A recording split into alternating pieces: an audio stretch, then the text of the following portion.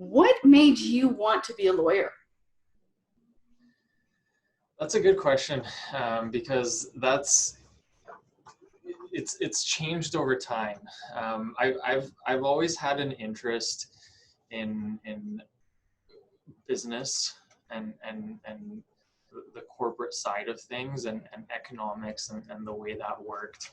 Um, I've also always had an interest in public speaking and helping people, engaging with people, and you have this idea as you're kind of growing up about what law is and what I enjoy about what I do, which is the more of the transactional end. I'm a solicitor, like I mentioned, is we generally deal with the positive things. People are starting new businesses, people are creating estate plans for their families, people are, buying and selling properties or businesses or generally it's a positive side that we can help them with, and they're happy to be engaging with us, which is that's what I do. But my background has been, my undergrad, I did business and economics as my undergrad. I loved it, and I considered doing something towards that, in those areas as well. But I thought of law as, a really, it's an interesting area where you get to touch on so many different things, and you have so many opportunities and aspects to get involved with. So that's where I went into law, and then slowly over time I kind of realized that it's the solicitor route that works for me. we rely on our computers. We do a lot of work that people don't see behind the scenes and necessarily think of in the classic sense of what a lawyer is. So, my typical day looks very different. I'm meeting with clients to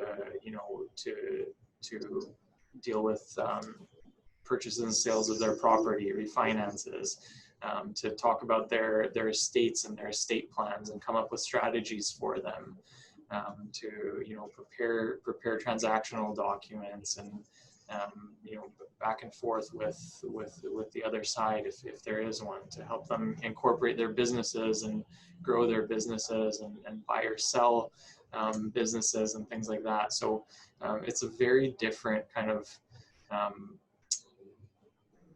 idea of what a lawyer is than what you see in Suits. So what is the best part about what you do?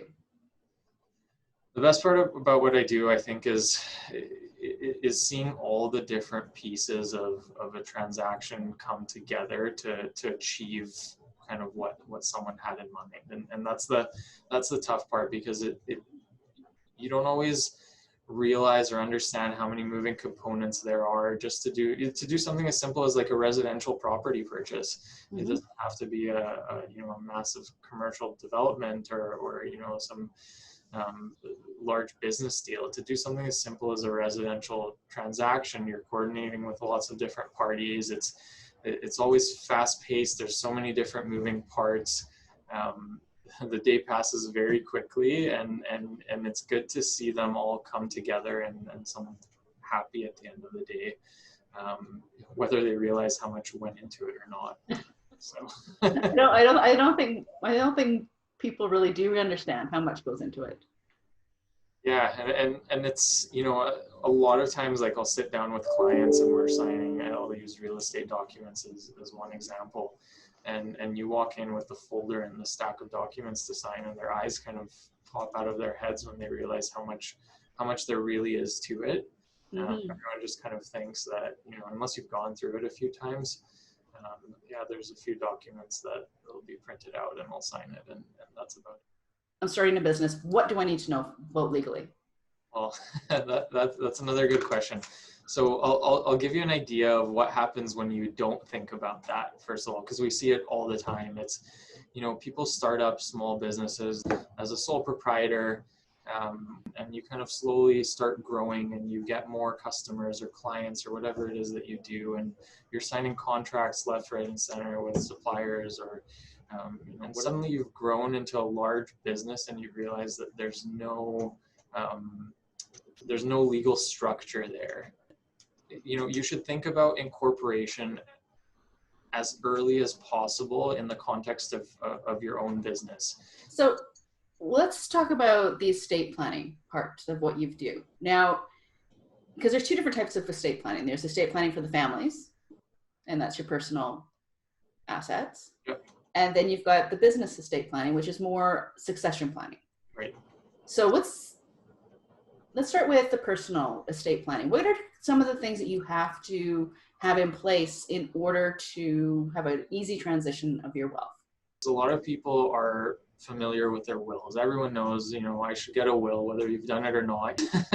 It's best to get it in place early on. Really, once you have assets, no matter how young or old you are, it's a good idea to get that in place, because you want to make sure that things are done as much as possible on your terms with your estate. You make it as easy as possible. But the side that most people aren't so aware of or don't think about so often is the incapacity planning. What happens if I lose capacity because of old age, dementia sets in, I'm in an accident, it's something like that happens that we don't really ever think can happen to us, but when it happens and when there's not a plan in place, it's difficult, it's expensive to deal with. And so there's plenty of tools to deal with the incapacity planning side. You can get a power of attorney done to deal with your legal and financial affairs. You can get representation agreements put in place to help with health and personal care decisions if you're not able to make those yourself. We also get into the corporate side of things, because a lot of people these days, how many small businesses are there that people are involved in? You've got your corporations and small businesses that are set up. And that's the side that often gets missed in the estate plan as well, is you don't kind of think about what happens to the shares of my company after I pass away. There's in British Columbia, you're able to do a secondary will that deals specifically with corporate shares. It takes a bit of work. It takes a bit of making sure your corporate records are in order, and we review that and make sure that everything fits in there. But you can set up a couple of wills, and that's what it's not common knowledge, but it's kind of the thing that we try to help people along with, is understanding there are other options that if you invest a little bit more time into it up front and more planning, can really pay off for your estate down the line. So what if you have built this great big business and you want to retire and you decide that you're going to sell? What does a lawyer do in the selling process? Yeah. So that's another really kind of important area where I urge people to get accountants, lawyers involved as soon as they can. And so, when you're in the process of buying or selling a business, typically the first thing that you'll see once you start engaging with another buyer or seller is you'll want to get a letter of intent in place. And it's really important to have something drafted properly to make sure, because that's the framework for your transaction, right? And you want to set that framework up properly. That's before we get into all of the due diligence and the things that buyers will want to do to check out the business and make sure that what they're buying is what they're expecting, to kind of gauge their risk. And those are all aspects that a lawyer would typically help you out with if they're engaged early enough. It's easy to not really understand what you're really buying, or because especially with small businesses, a lot of them don't have the real books, right? They've got the books that they created in order to get the best tax advantages. Yep. So it's important to have lawyers and accountants and people that aren't emotionally invested in the transaction to help you make that decision. If I was a business owner and I was looking for a lawyer, what should I be looking for, and why would I want to go with your firm? Well, I think one of the advantages that our firm offers is we're a full service firm.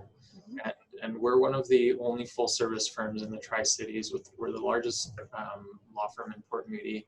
And the advantages of that is the fact that you've got one stop where we can deal with most areas of law ideas. We're a community law firm.